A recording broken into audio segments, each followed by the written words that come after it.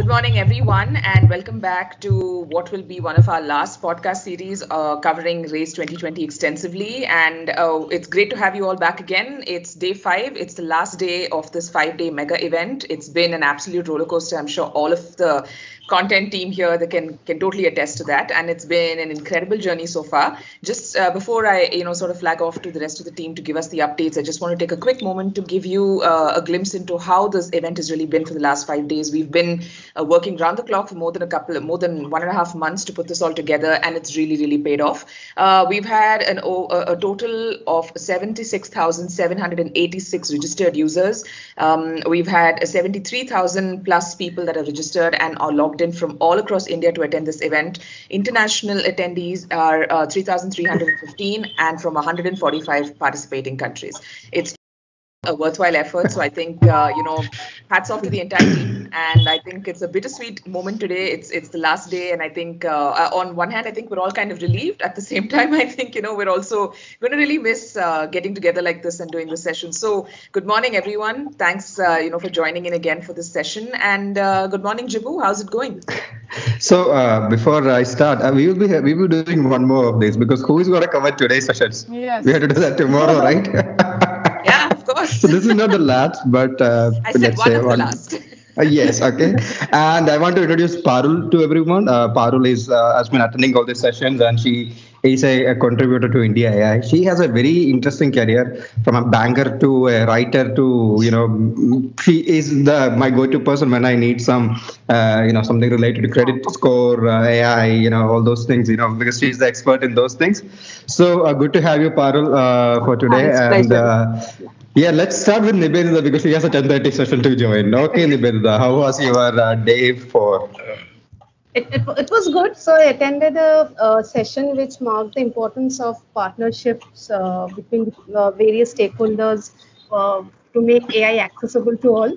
So it was a good session. It was attended by top notchers from the corporate sector. So the keynote address was given by Mr. Bhaskar Gorti, President Nokia. And one of the interesting things that he said was he introduced a concept where he classified that human thinking were basically classified into 2 systems, that is system 1 and system 2. So while according to him, and almost it is in lines with the thought process of Daniel Kahneman, he in fact referred his name and his book, Thinking Fast and Thinking Slow. I'm not very sure if you guys have read about it.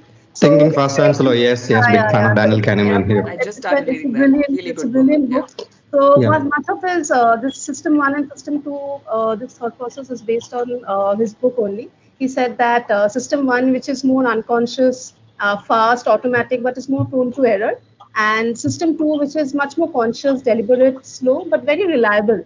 So we need to balance both system 1 and system 2 to make sure that AI is, working fine and it's responsible. So we just cannot rely on system 1. He in fact gave a real life example of the chess player Vishwanathan Anand, where he said he's the only person that he can think of at that moment who balances both system 1 and system 2. So it was something new. And then the other interesting point that was made by Dr. Neeta Verma, she's the DG of NIC, and she in fact highlighted that what work is actually the government doing and how they are applying AI at the ground level. So, say for example that she said that there were various center of excellences that were set up, and it had mostly adhered to 3 basic dimensions: that how AI can be used on a large scale and on a day-to-day basis, and how to make cloud computing facilities infrastructure available to the government as well. So she cited how image analytics had been used in Swachh Bharat, and how virtual courts have actually, AI, which has helped in setting up virtual courts, and how things have actually helped during this pandemic session, where people don't have to run to pay a 500 rupees salan to the court. It can be paid online as well. So these 2 are most interesting. Apart from that, there were a couple of more. I will take the example of Mr. K.R. Sanjeev. He is the CTO of Wipro Limited. And he said the entire AI journey can be divided into 3 phases: phase 1, phase 2, phase 3. While phase 1 is a little backdated, it's a previous phase which we have already covered, and it's included mostly rule-based applications. And phase 2 is right now what we are going through. It is more specific to problems that we are trying to solve. And phase 3 is something which we don't know. So it can be a very high volume, high complex environment, and which we are not yet ready. But we need to, make sure that we meet the supply and demand, so that we meet the future demand for phase 3. So he said that AI developers should be given access to all the data so that the high volume environment can be met. And last but not the least, I would like to talk about Mr. Arvind Gupta. He pointed out a very interesting thing. He was the former CEO of MyGov. MyGov, as we all know, was very instrumental in making data available to all. So he kind of shared a very interesting thing, that India has been in a very advantageous position to build a trust in the form of geopolitical perspective, that many countries of the world trust India on the data part, thinking that yes, the data generated by India and the data shared by India can be worthy.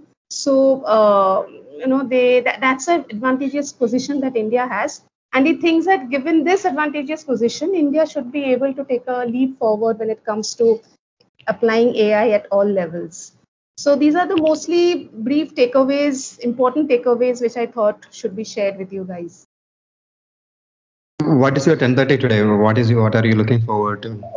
It's all about leveraging AI in preparing and its preparedness for this pandemic. Yes. So this is that's a very interesting session. I think if anyone else have time, do attend it. Yes, it could be.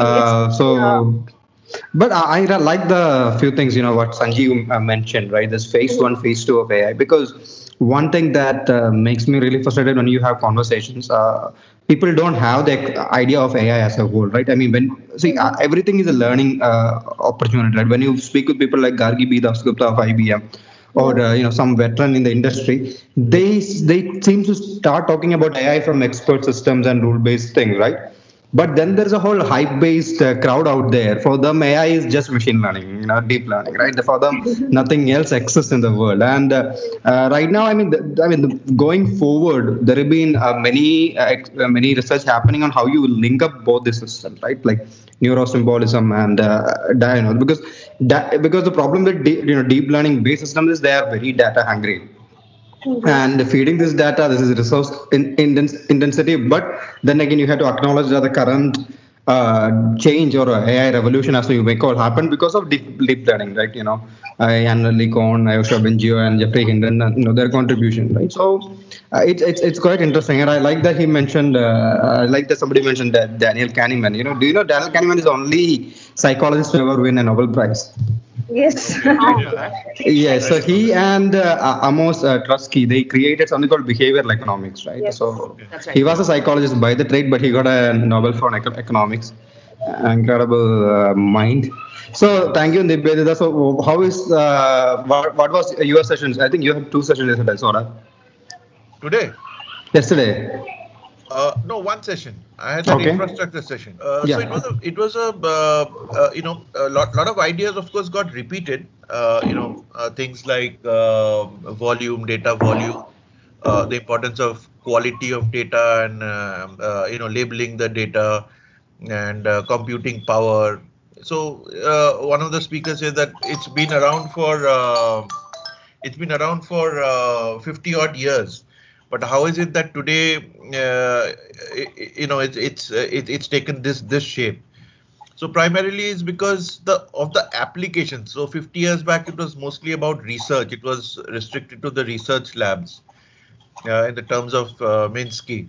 But now, in times of Minsky, but now it is these applications are everywhere. And second is that the entire cloud has changed. The cloud systems has completely changed, so that today at affordable prices there is democratization of resources, so that even as an SMB player you can have access to some of the most sophisticated tools, and you're not really burdened with capex costs. So there was a presentation from Rockefeller Foundation. So they've done a research called AI+1. It's taken off very well. So they urged us to read the report. It's there available online. And some of the areas that again she discussed, in addition to this, was the human-centric approach to AI. The entire human-centric and why it is so important, which also brings in the responsible AI angle, which we've been talking about for the last few days. But there was an interesting idea which was new yesterday, was AI for AI. So to remove the bias. So if there's a bias in all these models, can there be another AI which looks into the angle of bias and then sort of authenticates or validates that there isn't any?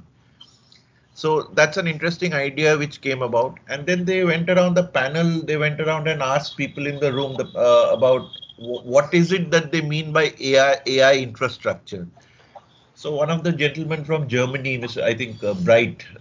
Bright, he said that for me, AI infrastructure is about the ecosystem as a whole. So it's not like manufacturing cement and putting cement on ground and then your building start. This is little different.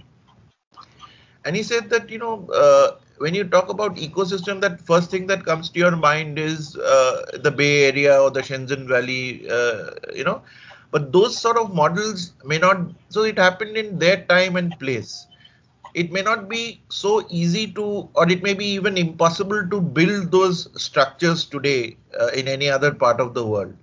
So that's why we have to, the idea of portability and interoperability is very important, of data and technology. So that you can go through these large structures in a virtual format. You may not be able to create those many hectares, millions of hectares of land and put up buildings there. But if you have an interoperable structure, and for that you need to work with many bodies, just not one, because every body, like EU, OECD, they have their own rules.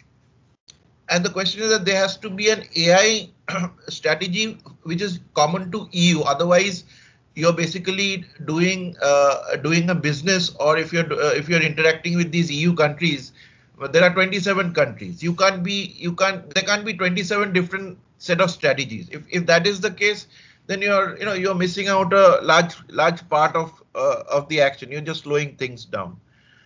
Then there was another gentleman. He said it's all about execution. So this thing is happening. So this national AI strategy, almost every known nation today, which is worth its salt in AI, has a national strategy in place.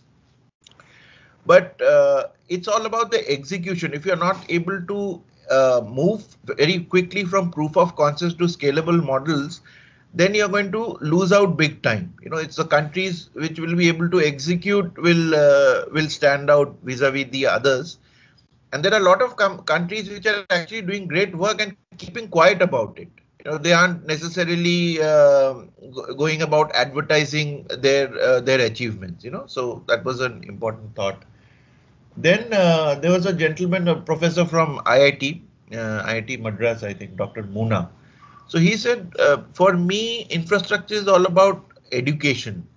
And these educational institutions are very hungry for data and computing resources, but they don't always have the financial wherewithal to be able to be up to date. So there is a great opportunity where government bodies and financial institutions and the private thing can come. And finally, to end, I'll say that one interesting observation is that if you talk about the last huge revolution in the digital world which took place, which completely changed humanity, was the internet, so to speak. Very big. But internet was primarily funded by DARPA, which is a government arm, and all of that. But as against vis-a-vis AI, all the development and all of it is happening in the private sector. So the industry dynamics is going to be very different from the way internet took place and things are taking shape. So these were some of the leading ideas. Yeah.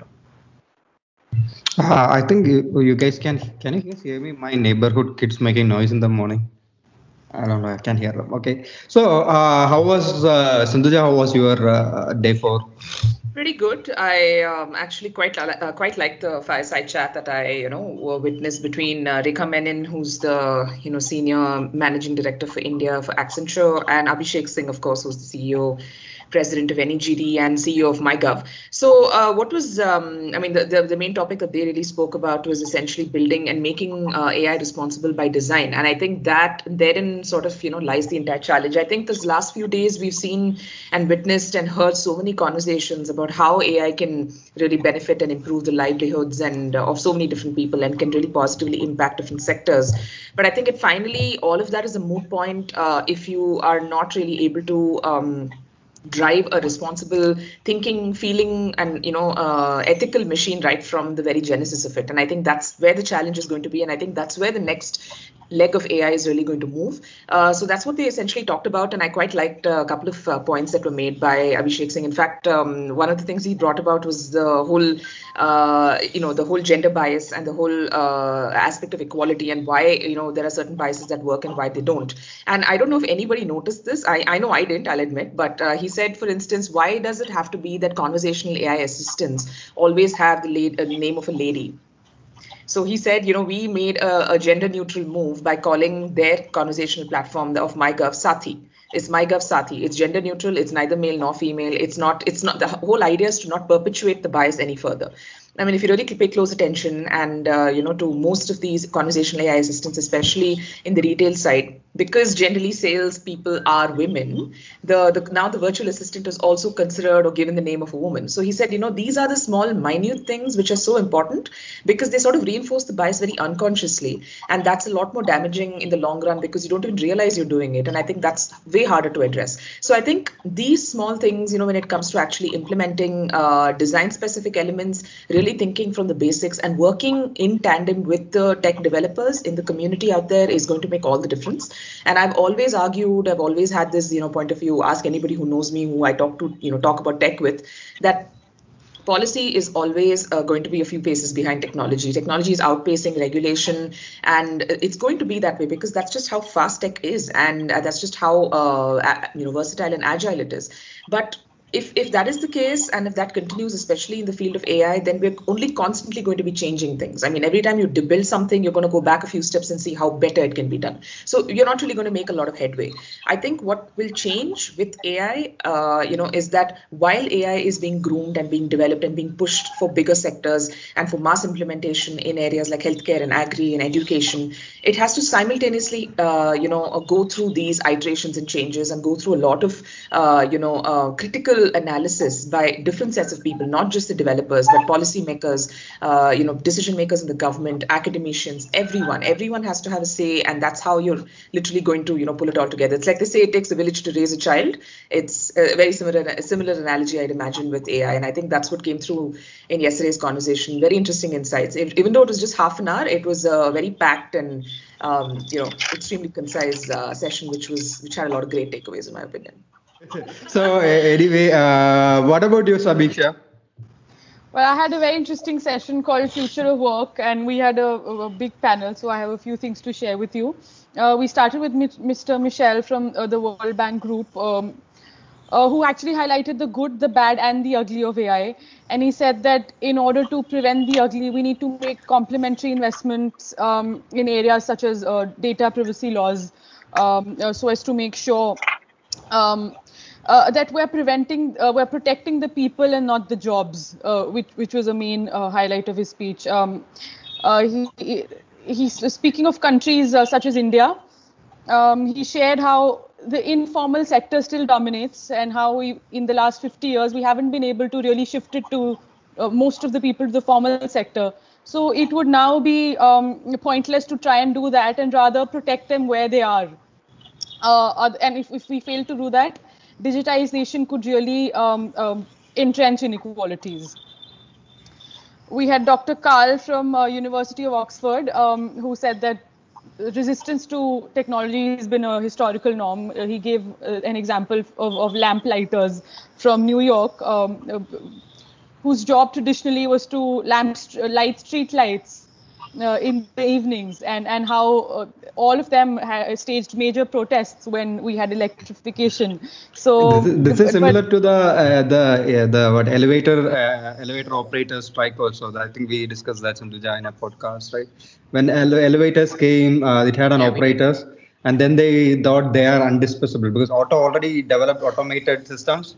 So they went on strike. Then you just put the automated one, Yeah. and now you don't have any operator, right? Yeah. yeah, so that's why he warned us to not fall in the trap and not let go of the long-term advantages of AI and other digital technologies.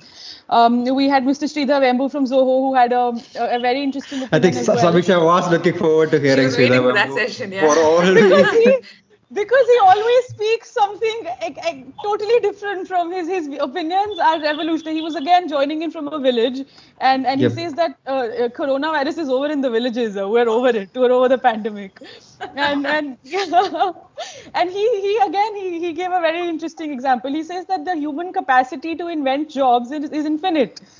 And the idea and an example was he had a lot of peacocks in their village. He said we can probably, when we're a more developed economy, go ahead and invent a job as a peacock caregiver.